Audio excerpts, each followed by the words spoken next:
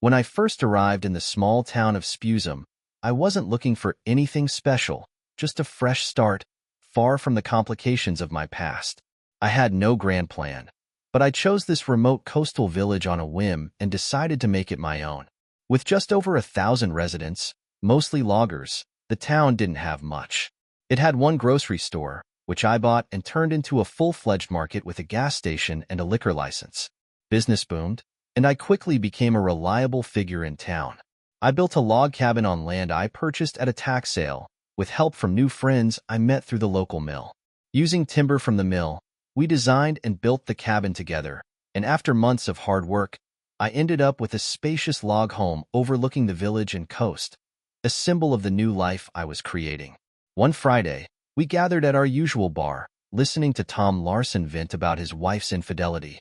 We rallied around him, reminding him of the financial mess that divorce would bring. Tom and his friends had been lifelong pals, and they'd welcomed me into their circle. All 5 of us were veterans of the Marines, so we shared a bond that went beyond friendship. It had been over 10 years since I moved to Spuzum. I had bought the town's only grocery store, expanded it into a thriving business with a few employees, and built my log cabin on land from a tax sale. Thanks to my new friend's mill connections, I got timber at cost, and the end result was a beautiful home overlooking the village. Despite being respected and well-liked, I kept to myself, fueling rumors about my personal life. I handled my finances through an offshore LLC, avoiding taxes, and kept my past, including my move from New York, entirely secret. After a couple of beers, we parted ways since Tom's son was coming home with his fiancée. Tom was eager to be sober when they arrived. His son, Mark, had just landed a job at a top investment firm in New York, and Tom wanted to be on his best behavior. I was the last to arrive at the barbecue, wary of being set up by my friends' wives. As I pulled up in my restored 1944 truck, Lisa, Tom's wife, was the first to spot me. "You've got to meet Mark's girlfriend, Rachel," she said. "She's 22, a redhead, with 2 sisters and 3 brothers. You'll love her. She's got a heart of gold." Something about her mentioning the redhead threw me off. "I wanted to warn you," Lisa added with a grin. "Redheads seem to make you distant. I wonder if one broke your heart." Before I could respond, she handed me a beer and led me into the backyard where everyone was gathered with their kids and a few extra faces. Mark greeted me with a hug and thanked me again for helping with his education. He introduced me to Rachel, and when she turned toward me, my heart stopped. Rachel was a carbon copy of her mother, a redhead with a curvy figure. But more than that, she was one of identical triplets, and the last time I'd seen her, she was a child. The last time I'd seen her mother was the day I caught her with my brother. Rachel's eyes lit up when she saw me, and she rushed toward me, tears streaming down her face. "Oh my God, I don't believe it," she sobbed. "You're alive. They told us you were dead, but I never believed it." The room went quiet. Shocked looks exchanged between the guests. As Rachel hugged me, Mark said, "You know Alex Carter. His full name is Alexander Benjamin Moore III." Rachel, still in tears, pulled back. "I know. He's my dad. They told us he committed suicide, but I never believed it." Uncle Michael, my stepdad, always clammed up when we asked about him. I knew he was hiding something. I held her tightly, both of us in tears. It had been 15 years since I had held one of my daughters. The love I had buried for so long washed over us. Everyone stood frozen, unsure what to do. Finally, I managed to speak. I was banished by my family to keep their lies hidden. They wanted to protect their name and their political ambitions. I had to sign a non-disclosure agreement and disappear. I took a deep breath. It all started when I caught my brother with Rachel's mother. I came home early one day and found them together. I filmed it with my phone, but when they saw me, there was no guilt, just laughter. I showed the video to a judge, and my family moved quickly to clean up the mess. My brother married my wife to further his political career, and I was erased from their lives. For 15 years, to everyone who knew the secret, I was dead. Now, I'm just Alex Moore. No family, no title, just me. If fate hadn't stepped in, none of you would have known the truth, I said, my voice steady but cold. The room was dead silent. Some looked like they might be sick. Lisa stood off to the side, looking down, tears in her eyes. She could finally see the full weight of her actions from someone else's perspective. Once the truth was out, there was no going back. No one could truly understand unless they'd been through something like this. Holding my daughter again made me confront the damage done by all those years of lies and secrets. Tears streamed down my face, but the healing had begun. For my grandfather, only money and power mattered. Everything else was insignificant. He had both, and that's why I made the mistake of confiding in him after catching my wife with my brother. I was crushed, and he was gunning for a Supreme Court nomination. A scandal would have ruined his chances. As I shared what I'd discovered, my grandfather immediately began planning to keep it all under wraps. He watched the video and cursed like I'd never heard before. His first call was to my wife's father, a senator from Maine. After explaining what I'd caught, he sent him the file. Linda's father was furious and agreed to fly out immediately. They decided to meet and discuss the situation before taking action. Before making another call, my grandfather set up a recording program. With a cold, stern face, he dialed Linda. He tore into her and my brother, using every insult he could think of. If this gets out, your father's career and mine are over. This wouldn't be happening, Linda, if you'd kept your legs crossed.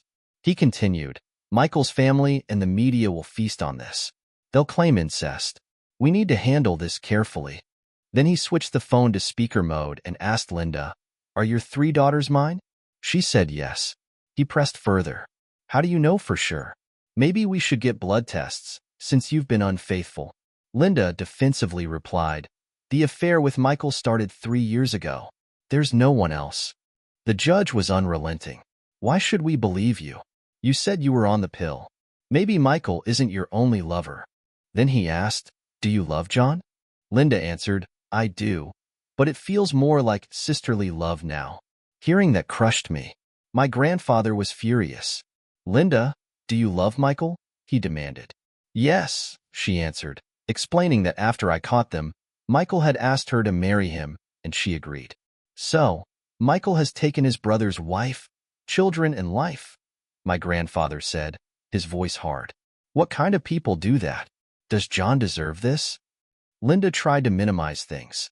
We won't deny John his right to see the kids, but Michael is planning a political run. We need to handle this quietly. She went on, Michael will be their father, and John will be the distant uncle. My grandfather wasn't having it. Once this is settled, I never want to hear from either of you again. In my eyes, you're both dead, he said, slamming the phone down in fury. I had never seen him this angry. He turned to me, his face softening but still grim. They've made it clear you're out of their lives. They'd rather you were dead, because that's how they see you. When your chance for revenge comes, don't show mercy. Leave them alive, but ruined. Linda is a conniving witch. She should have been a politician. I'd eliminate your brother if I could. He punched the wall in rage, breaking his hand. Then he turned to me, his voice quieter. Rachel, it wasn't my choice. Both families agreed it was best after hearing your mother's call with the judge. Linda and Michael put everything on the line for their careers. They had to be protected, too. I held Rachel tightly and said, I can play that conversation for you later, but right now, let's enjoy today. Rachel lifted her head from my shoulder, kissed me, and took my hand. Turning to Mark, she said, Thank you for bringing me here. It brought my father back into my life. Dad, don't leave before talking to me, okay? I kissed her cheek and agreed. The barbecue resumed, and after finishing my beer, I let out a big burp. Everyone laughed, and Rachel joked, That's the dad I know. He used to burp the whole alphabet. Tom and I grabbed another beer, and Rachel stayed with Mark, but kept glancing my way. Tom leaned in, his expression serious. I was upset last night about my wife's affair, but now I understand why you stayed silent. What you've been through makes my problems seem small. The way you handled it. How do you stay so calm? Any advice? I looked at him, the weight of it all still heavy. Make Lisa go to marriage counseling with you. She needs to understand her actions before you can forgive her. Each session will reinforce her guilt and shame. She still loves you. This will help you both heal and find closure. I added, and I approve of your son's choice for a wife. Rachel's a good woman. We laughed and returned to the party. Tom and Lisa had prepared a lot, and as we finished eating, Tom stood up to make an announcement. Most of you don't know this, but our son Mark graduated debt-free thanks to a scholarship from our good friend Alex. Rachel, welcome to the family. If you have half your father's character and wisdom, my son is a blessed man. Lisa added, in marriage, remember you're only human. There will be tough times, but don't let pride get in the way. Tom and I are seeking counseling to work through our issues. It's easy to say I'm sorry, but understanding why it happened is crucial. Everyone raised their glasses in agreement. As I said my goodbyes, Lisa thanked me for encouraging Tom to give their marriage another shot. We owe you big time, she said. I looked for Rachel but couldn't find her. Inside, I saw 2 suitcases by the front door. I hope you're not leaving without me, Dad, Rachel said. Mark and I decided I should stay with him to reconnect. I want you to walk me down the aisle, Rachel said. I got emotional, watching her drive the old Ford home. She'd never driven a manual and kept stalling, but it was a memory I would cherish. Once home, I started the wood stove, gave her a tour of the log house, and showed her to her room. She loved it, spacious with private bathrooms for each bedroom. That night, we listened to the recorded conversation my grandfather had saved. Rachel asked for a copy, so I gave her one, along with the video of my wife's affair, filmed 2 days before they declared me dead. She was left crying, processing the raw truth and betrayal. Watching a loved one's lies crumble shattered her trust. I poured us each a glass of wine and we sat on the couch, gazing at the village lights below. Rachel joined me, her eyes swollen from crying. She sat close, and I held her without speaking. We finished our wine before she finally spoke. All my life, I was told they fell in love after grieving your death and married in the biggest wedding of the year. Hearing my mother's voice, it's all a lie. How could they be so cold toward you? Was it out of hate? I don't understand. It'll take time to process, I replied. I still don't understand it all myself. There might not be an acceptable answer. Their marriage might not even be legal. I paused, then added, if that comes out, Michael's Senate re-election bid will be over. I have a copy of the non-disclosure agreement I signed with the judge and your grandfather. I'll give you a copy before you leave. They stole your children, changed our lives in ways we'll never fully know, Rachel said, her voice tight. It's like they played gods. Why did you let them? She asked. They made me a betrayed man, I said. My grandfather believed it was all planned. Both families had too much to lose to expose the truth. They were right. They kept everything quiet, and my ex took my business public, turning my equity into shares. The judge and your grandfather set up an offshore LLC in my name to help me restart far away. Now everything I do is through the LLC, I explained. There's no personal income to trace. The corporation is in a tax-free haven, and I manage investments from my computer room. My grandfather always said the truth would eventually come out, and when it did, I'd be free, I added. Now that you know, when I walk you down the aisle, people will see my face, and their past will unravel. It'll become a public scandal. Our wedding is August 6th. They've rented the hall, booked the church, and sent out the invitations, Rachel said. Grandfather was supposed to walk me down the aisle, but he'll give up his spot for you. I want to release the information on the stick the Sunday before the wedding, she continued, and start the search for your end-of-life certificate. Do I have your permission to tell your father you're alive? Yes, you can tell him, I replied. He might already know.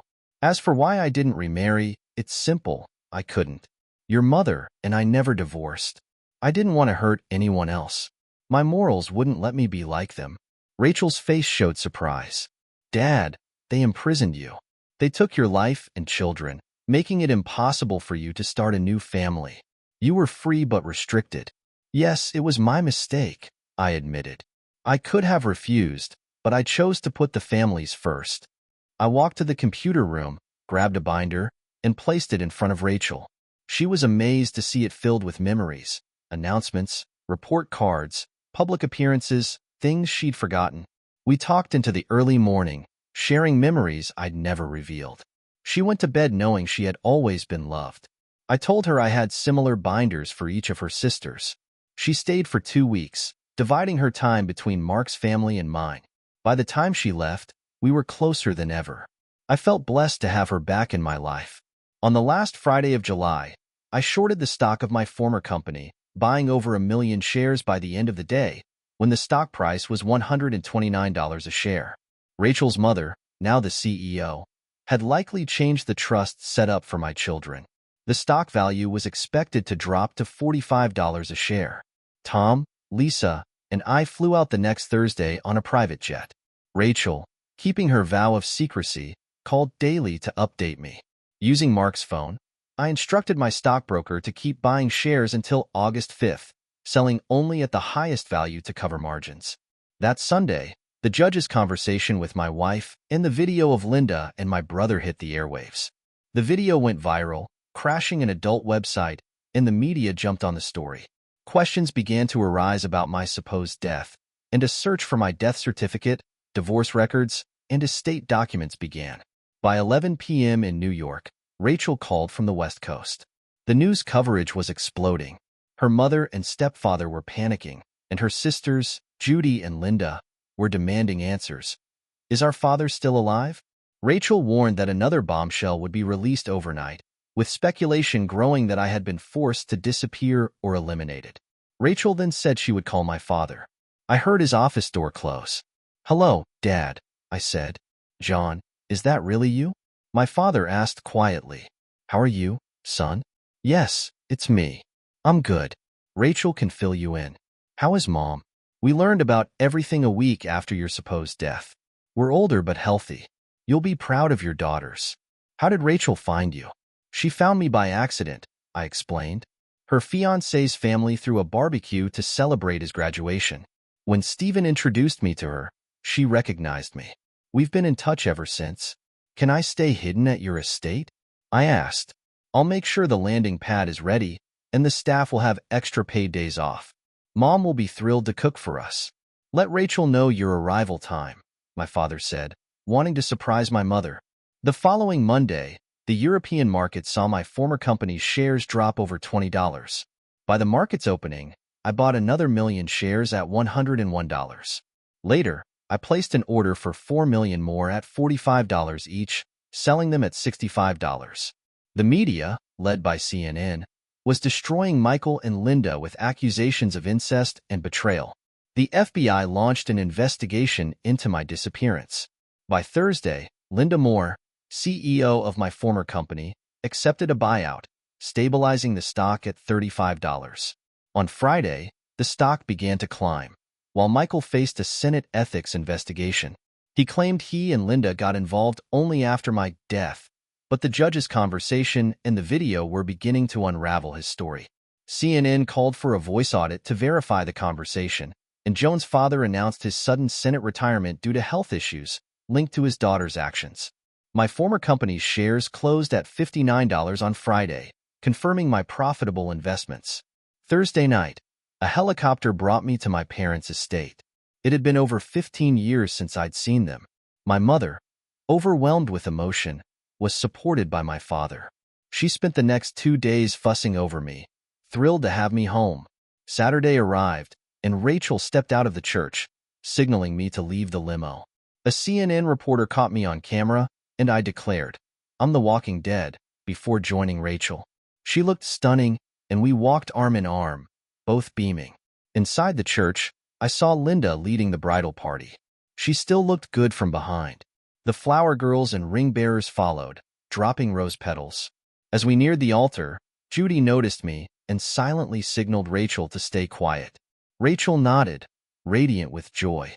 Linda and Michael saw me, their faces going pale. I handed Rachel to Mark, taking my place beside him. The ceremony was emotional. Tears of joy flowed from my daughters, while Linda and Michael avoided eye contact. At the evening festivities, many asked how I became my son-in-law's best man. No one realized I was walking my daughter down the aisle. When we signed the marriage certificate, the priest was shocked by my signature, revealing to many that I was alive. Cell phones buzzed, and 3 live feeds captured the moment. The judge and the senator had tried to cover up the scandal, but the truth was out. After the birth of my triplets, I was called back to the Marines. where I fought in Afghanistan and earned a hardcore reputation, suffering multiple bullet scars from faulty body armor. After my discharge, I reorganized my accounts in the Cayman Islands and met with the judge and my grandmother, who advised me to start anew. A dart thrown at a map led me to Spuzum. In the congratulatory line at the reception, Linda and Judy introduced me to everyone, glowing with pride. Linda and Michael were last. Mark was polite, but Linda was in shock. Rachel confronted her mother, revealing how she had found me and exposed their betrayal. Linda was furious but silent. Michael, stunned, said we needed to talk. I told him I'd heard everything during the call with the judge. I offered them no sympathy, saying they would face the consequences. My daughters saw me smile as Linda and Michael left the church, knowing they were about to be served with divorce papers and alienation of affection charges. The media frenzy was just beginning. We headed to the park for wedding photos, leaving behind a life filled with lies, betrayal, and a painful truth finally brought to light. In the limo, Rachel explained everything to her sisters, who clung to me, surprised that she had stayed with me for 2 weeks. My daughters had grown into beautiful women, and Rachel shared how I had kept mementos of their lives to show how much I loved them. The only awkward moment came during the photo with all 5 parents. Lisa and Tom stood between us, while Michael and Linda were visibly tense, their world collapsing. The media dubbed me The Walking Dead, rehashing everything they thought they knew. At the bridal dinner, I gave a toast as the best man and father of the bride. I spoke about my bond with Mark, who I saw as the son I never had, and shared some humorous stories. I wished them wisdom and happiness. My mother beamed with pride. When Mark stood up, I nearly lost it.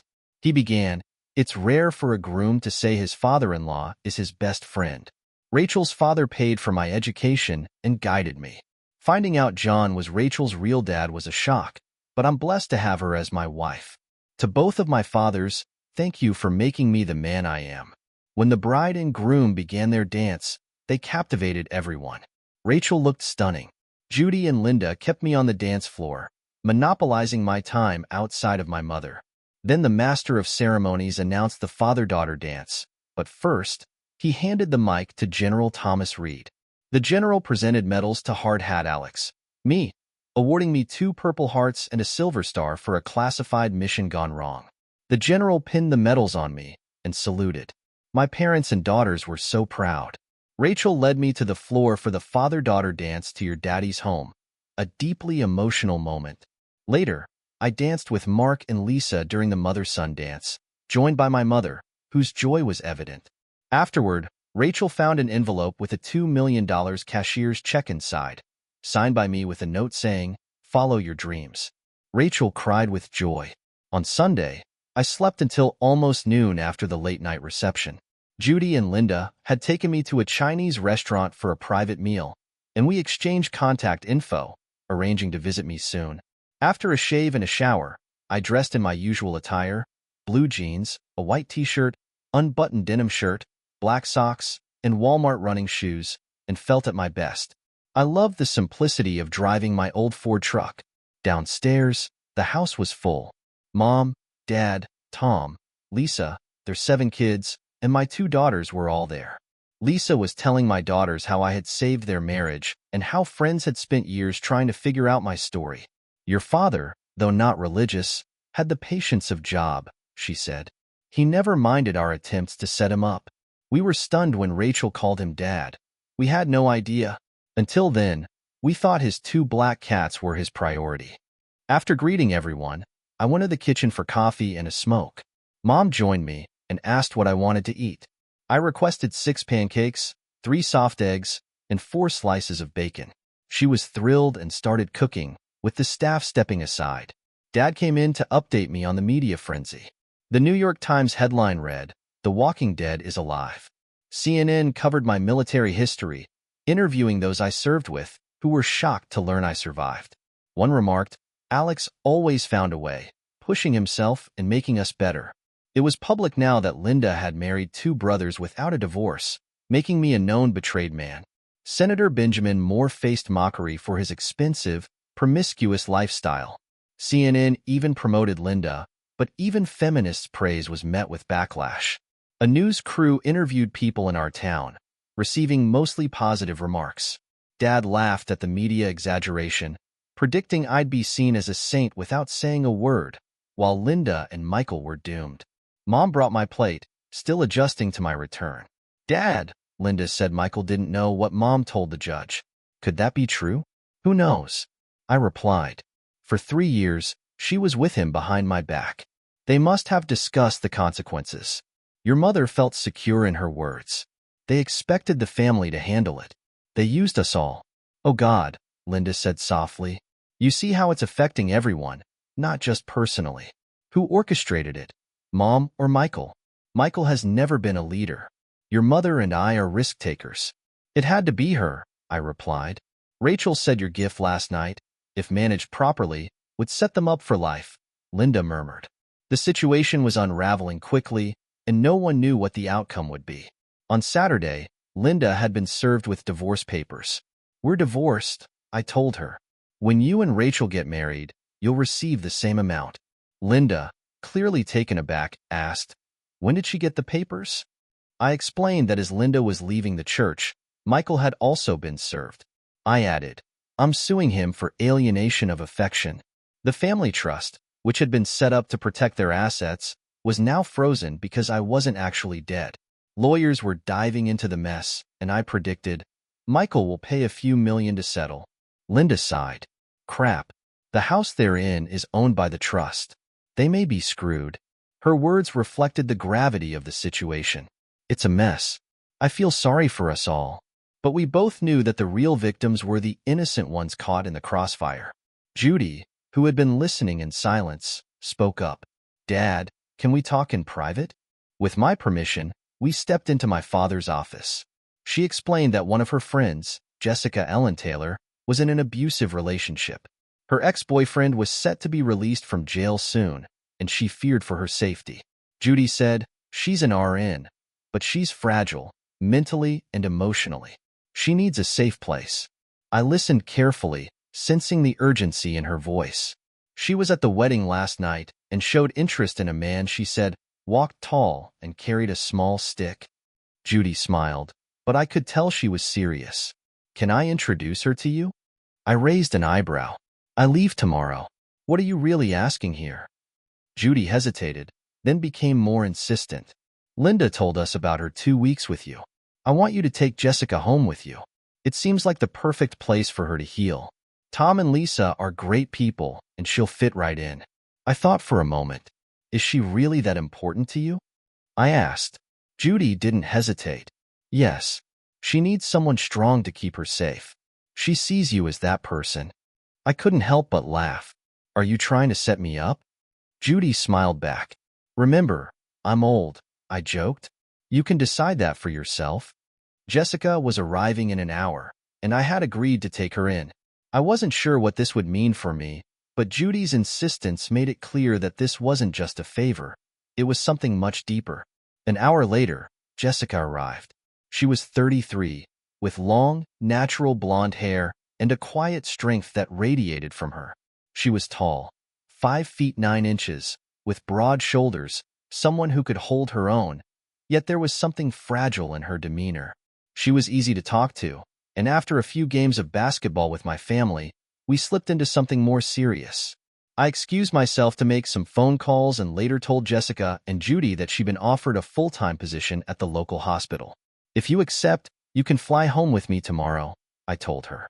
Judy was thrilled. Thanks, Dad. I knew you'd come through. I hadn't expected this moment to be so pivotal, but as the evening wore on, I realized this was a turning point. The next day, Jessica accepted the position. She seemed to blossom once the weight of her past had been lifted.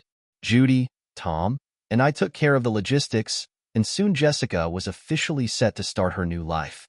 We flew out that afternoon. On the plane, Jessica and Lisa chatted while Tom and I talked about my family.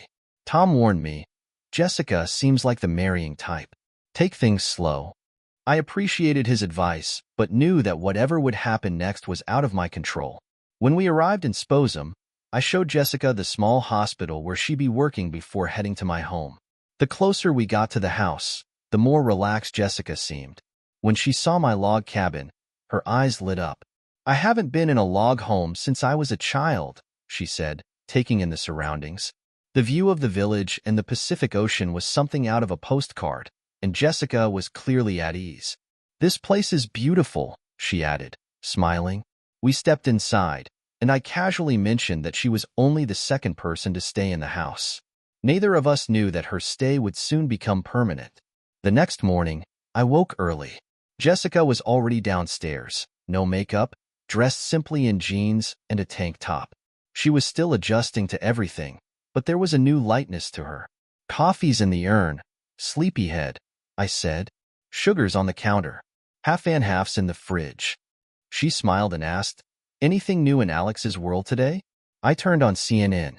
The news was covering my end-of-life certificate, signed by a now-jailed doctor, with footage of the grave site, confirming that I had never really died. Jessica looked at me. You knew, she said, her voice soft. I did, I replied. The judge set it all up long ago.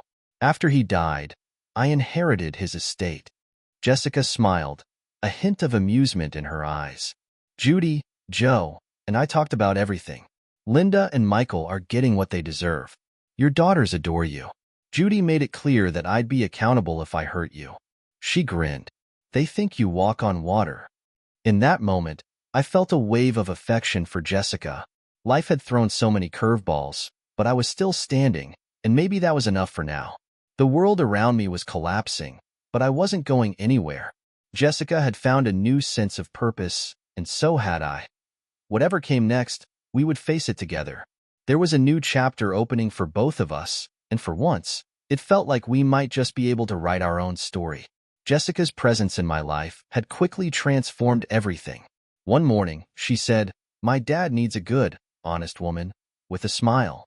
She was right, I thought. Let's drive to the port for your Washington state driver's license, nursing license, and some grocery shopping, I suggested. We can grab an early lunch at Golden Corral. Jessica agreed, adding that she needed to visit the hospital's HR to fill out an official application. After coffee, she asked if she could drive. I handed her the keys, and to my surprise, she handled the clutch like a pro.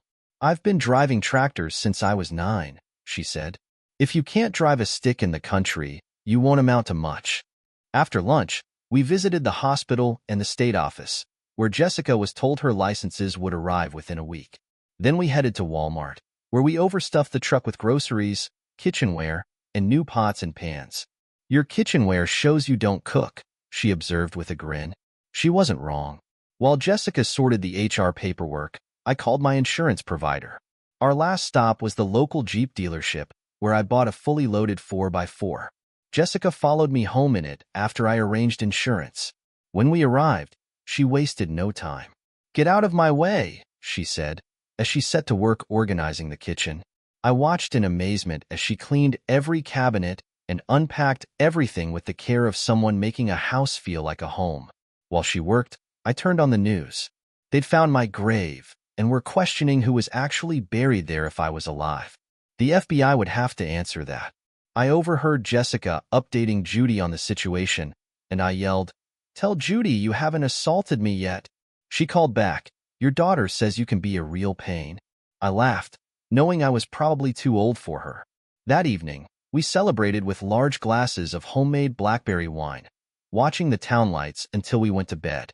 I woke the next morning to the smell of bacon. Jessica was making breakfast, wearing a homemade housecoat and nightgown. "That's hand-stitched. How long did it take you?" I asked. 2 months. "How did you know?" she replied. I smiled. You can't buy that quality in stores. Breakfast was perfect. 6 pancakes, 3 runny eggs, and 4 slices of bacon with pure maple syrup. "How did you know that's my favorite?" I asked. "Your mother told me." "What else did my mother tell you?" I teased. "That's for me to know, and you to find out," she smiled. I went out to check on the Jeep's registration and pay the taxes. When I returned, Jessica kissed me on the cheek. "Dinner's at 6, always, when I'm not working," she said. I realized she was making this house more than just a place to sleep. It was becoming a home. At noon, I came back with the plates, only to find that the FBI was digging up my gravesite, and CNN was covering it live. My lawyers texted to inform me that Linda wanted a quick divorce and to deal with the trusts separately. She wouldn't fight the infidelity grounds, which would speed up the process since she was already remarried. I agreed. Jessica nodded. You're making the right move. As Jessica finished measuring for curtains, she said, we need to discuss rod styles, materials, and prices. I raised an eyebrow. Why? She explained that with the town growing, other homes would soon be able to see inside. Also, finishing the house will add value, she said. We spent the next 4 hours ordering blinds, curtains, and other essentials online, totaling over 10 grand. Expect me to hang all this? I joked. Yes, that's a man's job, she replied, smiling. But I'll help. She checked in with Judy, who had inside information about the FBI's findings at the grave. Inside the coffin was a bubble-wrapped envelope containing a note. Next time, Michael and Linda, when you try to eliminate someone, make sure the person you hire is competent. It was signed by me. Jessica raised an eyebrow, and I explained. The judge had me sign blank pages before I left, and this note must have been one of them. Just as Jessica was about to start supper, I got a call saying my friends and their wives were coming over to welcome Jessica to the neighborhood. Don't bother with dinner. We're about to have a house full, I told her. Lisa had spread the word that I brought back a classy lady, and everyone wanted to meet Jessica. Within minutes, the house was full. We had a potluck dinner, country fried chicken, baked beans, nachos, fries, coleslaw, and pecan pie. The ladies loved Jessica's dish choices, and she fit in seamlessly. We discussed the curtains and blinds she had ordered, which were set to arrive Friday. Jessica insisted on cooking for everyone next time. By Thursday, Jessica and I headed to a superstore to buy a propane barbecue, deep fryer, and smoker. It was clear she was settling in, and I was beginning to realize how much she was changing my world. We spent the week preparing the house. Jess and I bought a patio set for 8 with extra chairs, set for delivery the next day. I also purchased pre-cut lumber to build an outdoor cedar table that would stand against the wall when not in use but serve as a main counter during meals. Jess loved it. By Saturday at noon, we had installed curtain rods while the ladies hung the curtains, and everyone admired Jess's impeccable sense of design. Tom pointed out I needed a garage and storage room for patio equipment before winter, and I agreed, adding that I also wanted a protected pathway and a mudroom made with logs. Jess suggested we needed space for 2 freezers. Are you planning for more kids? Lisa teased, making everyone laugh. Jess blushed. That evening, Jess prepared 20 pounds of smoked ribs, a huge potato salad, pickled cabbage relish, and a regular salad. It was a huge hit. On Sunday, I made her breakfast, and we took a coastal cruise with friends. I planned a trip to Seattle for whale watching and visiting the market, seeing how much she enjoyed it. During the week, Judy called Jess, who confessed that she was in love. I felt the same but was still unsure, thinking I was too old and set in my ways. My friends teased me about falling in love, and despite my protests, they knew the truth. In the meantime, Michael and Linda were called into the FBI. Things weren't looking good for them. The investigation into my attempted execution had narrowed its suspects, and both were under scrutiny. Michael's re-election chances were plummeting. On Friday, the president of my former company called, asking if I would consider returning as the CEO. I requested a week to think about it, but the news leaked, causing company shares to rally to $139. Late Saturday, a thunderstorm rolled in. As I lay in bed listening to the rain, Jess entered, wearing a nearly see-through nightie. A lightning flash silhouetted her, creating an alluring image. Pretending to be asleep, I felt her crawl into bed beside me, trembling. Her scent of fresh soap and lavender filled my nose, and the warmth of her body against mine sparked an instant reaction. She wrapped her leg over mine, her arm around my chest, and laid her head on my shoulder. Nervous as I hadn't been this close to a woman in years, I pretended to sleep, but when she raised her head to kiss my cheek, I turned. Our lips met in a soft kiss that quickly deepened into a passionate embrace. It wasn't just sex. We were making love, claiming each other's heart, mind, and soul. In the afterglow, we admitted our love for one another. The next morning, we both woke to hunger and I made coffee, still in my pajama bottoms. While waiting for the coffee to brew, I called Judy. She was surprised to hear from me, but I had to ask, "What did Jess tell you at the wedding?" Judy laughed. "She fell in love at first sight and has been on cloud nine ever since you came back. Whatever you do, don't hurt her." I chuckled, then teased, "Just between us, she slept in my bed last night. We admitted we're in love." The doorbell rang, and it was FedEx with my divorce certificate. The court had waived the waiting period. I was officially a free man. Jess came downstairs, glowing with contentment, and answered a call from Judy. She burst out laughing, then said, "That was Judy. She wants to know if she can start calling me Mom." She kissed me, teasing me. "You just had to tell her, didn't you? She had to know I made the first move because you never would." She was right, and I smiled. After pouring coffee, we sat at the kitchen table. Jess noticed the divorce certificate and tears of joy welled up in her eyes. "Is it time to meet my parents?" she asked. I agreed, and she immediately called her mother to confirm the family gathering on the farm during Labor Day weekend. Her mother was thrilled and agreed to meet on Saturday. Judy and Lindane came to visit before summer ended, and we spent a day going through old binders. Both Jess and the girls were surprised at how much I had kept from the past. We flew into Cuyahoga County Airport on a private jet, rented a car, and checked into a Holiday Inn. It was a beautiful September day. Jess hadn't been home in 2 years, and I expected to be grilled, as I was the first man she was bringing home. The next morning, we drove to her family's farm, arriving early. Her mother ran out to greet us, shocked to see Jess with a man. Then I was stunned. Her father came out, and it was none other than Sam Taylor, my old drill sergeant. "Well, crap," he said. I couldn't believe it. I had once thought he was tough as nails. "Jess, what are you doing with this chicken?" Sam laughed, shaking my hand. "This guy cost me over $1,000, he said, grinning. I tried to break him, but he excelled and became one of the best Marines I ever trained." I laughed. "Sam, I came to ask for Jessica's hand in marriage. I didn't know it was you." "Are you serious?" Mrs. Taylor asked, eyeing me with a mixture of amusement and surprise. "Yes, ma'am," I replied, noticing Sam's wide grin. "You got it, John," he said, giving his approval. My heart swelled with pride as I got down on one knee in front of Jess's parents, pulling out the ring box. "Will you marry me?" I asked, and Jess, completely surprised, said yes. I slid the ring onto her finger, then stood and kissed her deeply, as her parents congratulated us with warm hugs. Sam clapped me on the back and suggested, "Let's grab the truck keys and go on a beer run. We can talk." We headed to the local Legion, where I shared the story of how I met Jess and our journey together. Sam proudly introduced me as his future son-in-law, and I explained how he got his nickname. I had first joined the Marines at 16, and Sam had trained me. One night, I compared him to a bullfrog on a log trying to catch bugs, and I was the bug. The name stuck. Over a couple $100 worth of beer and rye, we caught up and reminisced. When we returned, the yard was full of cars. Jess greeted me, taking my hand in hers. A voice from the crowd yelled, "Hard Hat Alex, is that you?" I looked up to see Tiny Mike, a former tech man I had trained with. We hugged and Sam asked, "You know each other?" I explained how Mike had been the best tech I ever worked with, and that Sam had trained me without knowing he was Jess's father.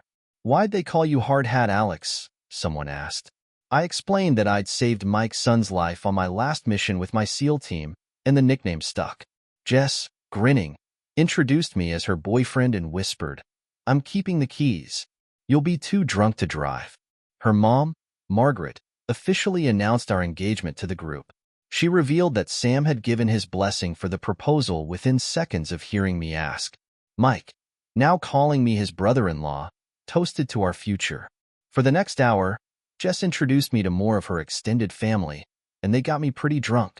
I barely remembered how we made it back to the hotel. The next morning, I asked Jess if I had embarrassed myself. She smiled and said, "You outlasted the other two idiots." Struggling out of bed, I promised it would be the last time I let that happen.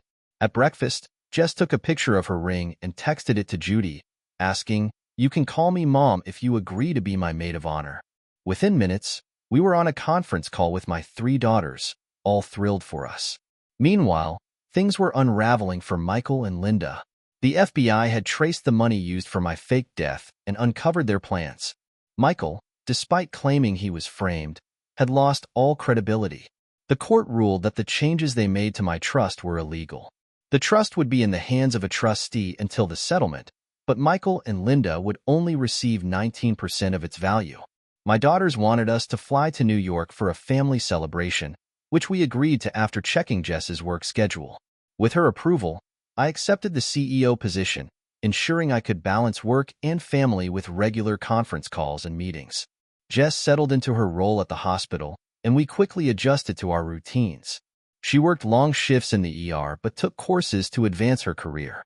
I made sure dinner was ready for her when she came home, a change that amused our friends who couldn't believe I had settled into a domestic life.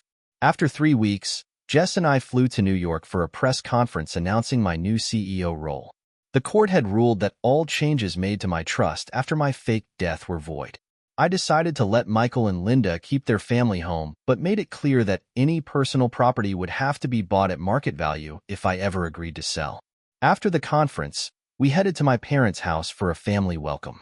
My daughters and Mark joined us on Saturday, and we discussed wedding plans.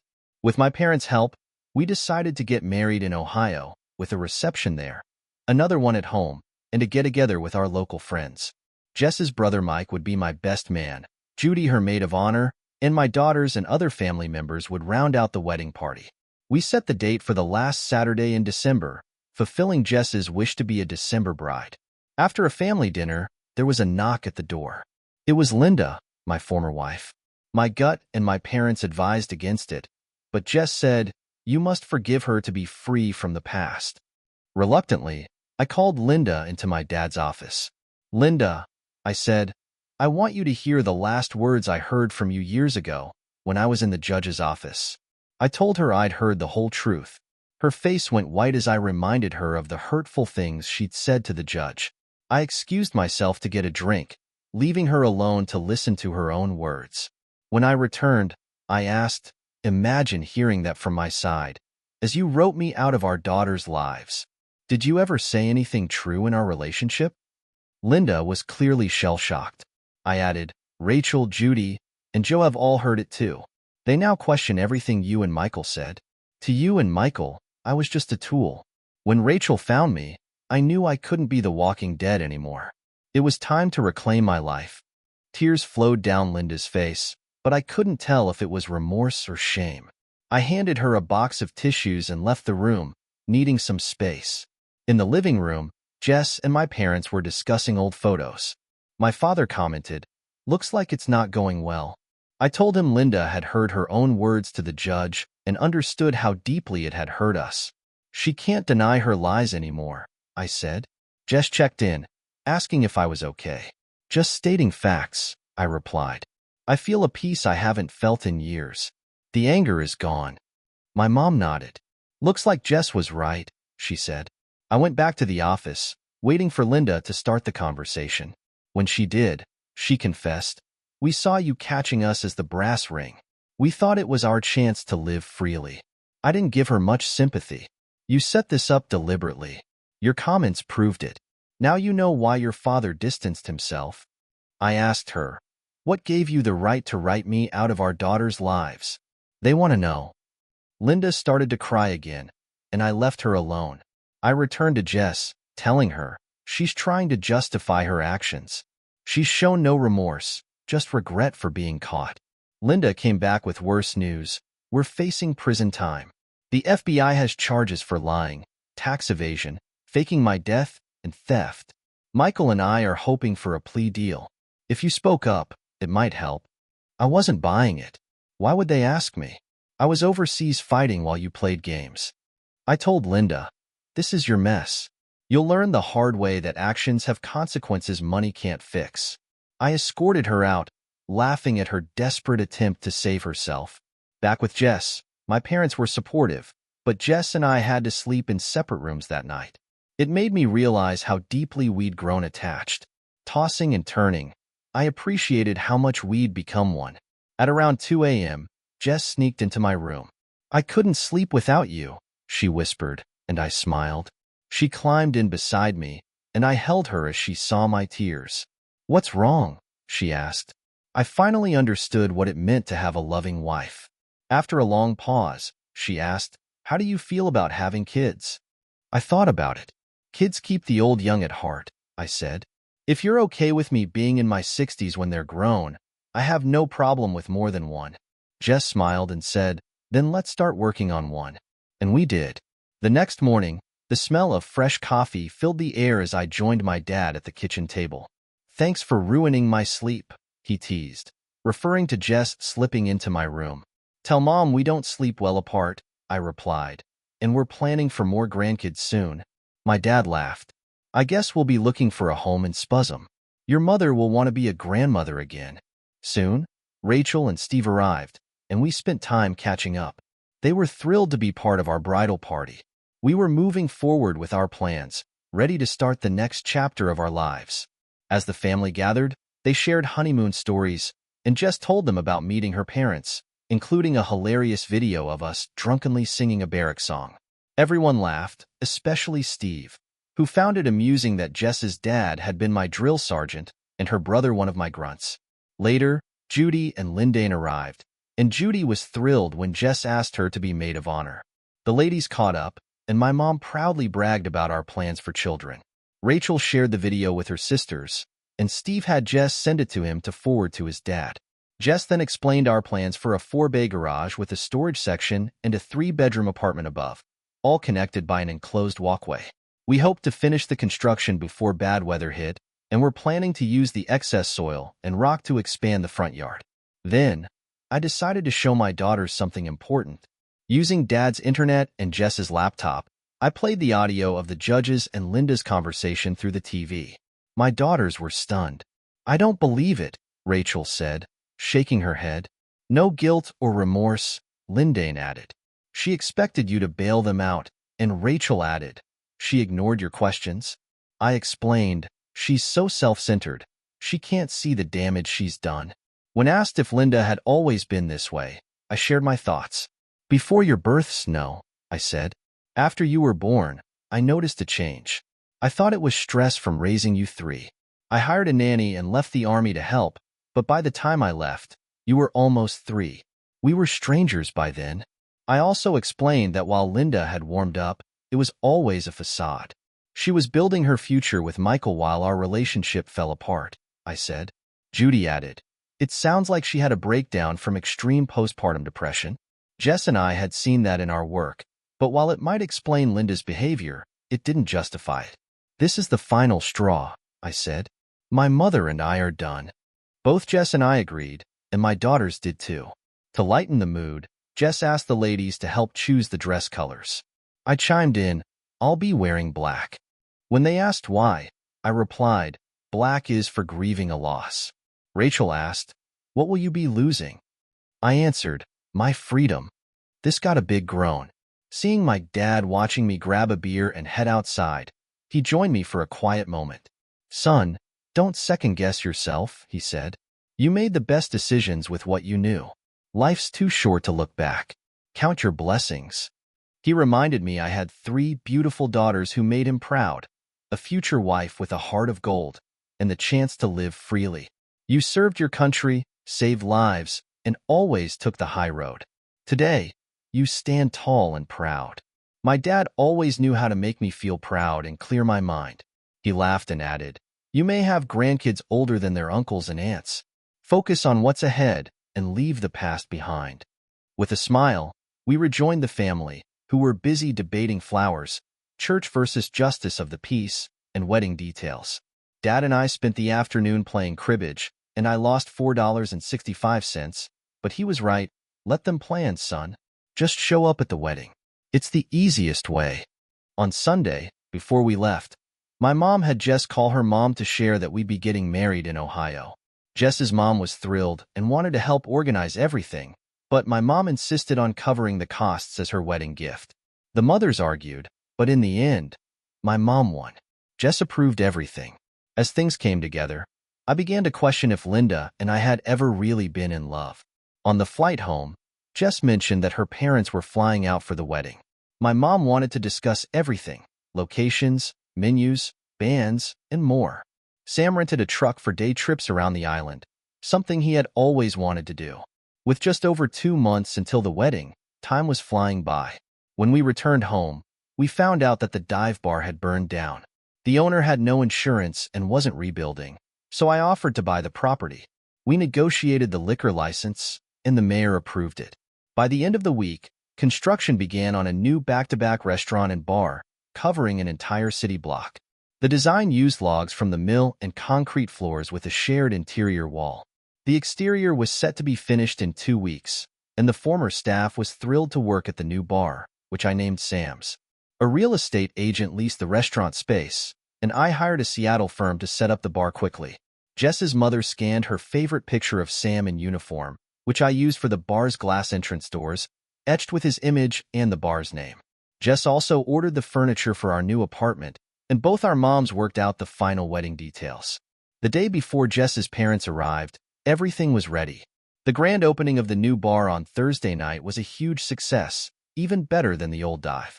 Everyone raved about the bar food menu Jess had planned. With 31 days left until the wedding, Jess's parents were arriving Friday at 5. But that morning, Jess asked me to drive her to the regional airport in Port, saying it was a surprise.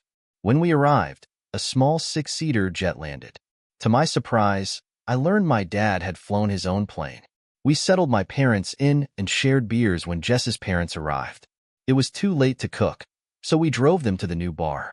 I let Sam drive my old Ford truck, which brought back memories for Jess's mom. Sam was impressed to see his image on the bar's main doors. My dad whispered, "Well done." I asked Sam to yell an order like he used to in training, and, humorously, 16 former Marines snapped to attention, saluted him, and shook his hand.